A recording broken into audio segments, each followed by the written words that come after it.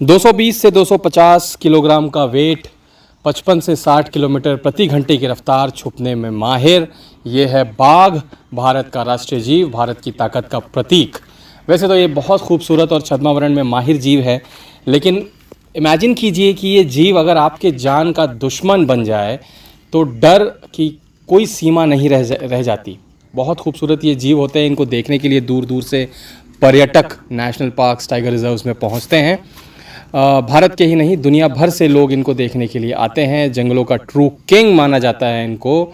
लेकिन एक दौर था, एक समय था जब बाघ प्रजाति के ही एक सर्टेन स्पेसिमेन ने अपना खौफ फैला के रखा था पूरे के पूरे उत्तराखंड में।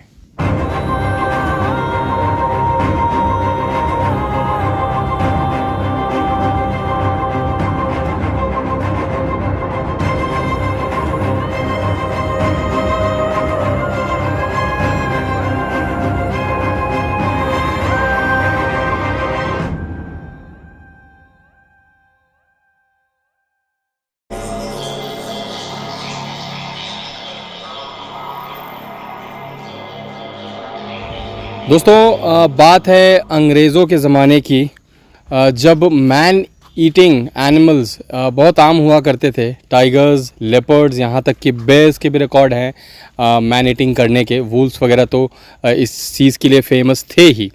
लेकिन जो सबसे ज़्यादा आतंक जिस जीव का था वो टाइगर और लेपर्ड ही थे।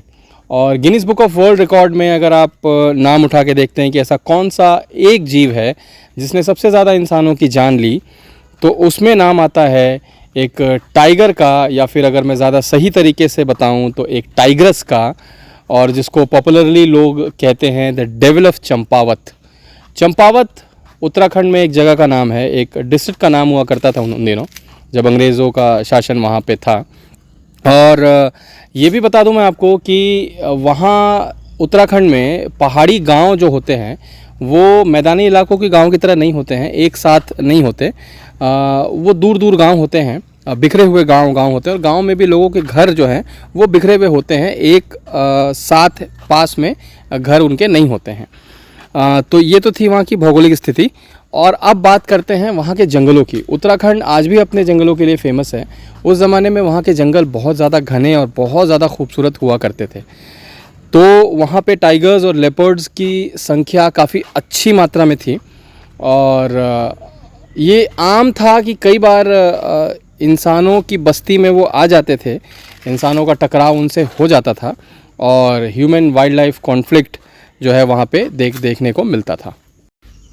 तो कहानी की शुरुआत कुछ ऐसी होती है कि नेपाल में, जी हाँ, बात तो हम उत्तराखंड की कर रहे हैं, लेकिन कहानी की शुरुआत उत्तराखंड से नहीं, नेपाल से होती है।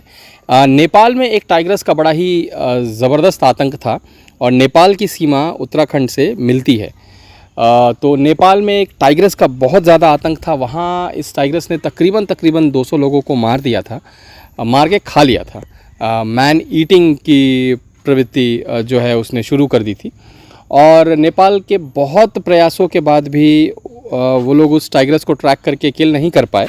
अल्टीमेटली क्या किया उन्होंने कि अपनी आर्मी का यूज़ करके हाका एक ऐसी चीज़ होती है जहाँ पे एक ह्यूमन चेन बनाया जाता है बहुत बड़ा, और आवाज़ों के साथ किसी जानवर को एक सर्टेन डायरेक्शन में धकेला जाता है। तो हाका लगा के उस टाइग्रस को नेपाल से बाहर की ओर खदेड़ा गया। बाहर की ओर से मेरा मतलब है उत्तराखंड की तरफ ढकेला गया, और एक रिवर को क्रॉस करके, जिसका नाम है काली रिवर को क्रॉस करके वो टाइग्रस जो है वो उत्तराखंड में आ गई, चंपावत इलाके में आ गई। और चंपावत के लोगों को ये बिल्कुल खबर नहीं थी कि नेपाल ने उनके तरफ क्या भेजा है, किस आफत को भेजा है। चंपावत में गांव के लोग अपनी दैनिक दिनचर्या में व्यस्त थे। उन्हें इस बात का बिल्कुल अंदाज़ा नहीं था कि एक ऐसा ख़तरा उनके एरिया में घुस चुका है जो आने वाले समय में डर का पर्याय बन जाएगा उनके लिए, जिसको ट्रैक करना, जिसको किल करना न तो उनके लिए और न ही अंग्रेज़ी शिकारियों के लिए जो है वो संभव होगा। और एक इतनी बड़ी कहानी उनके एरिया में बनने जा रही है, इस बात से वो सारे के सारे चंपावत के लोग अनभिज्ञ थे। और अनभिज्ञ था हमारी इस कहानी का लीड हीरो जिसका नाम है जिम कॉर्बेट।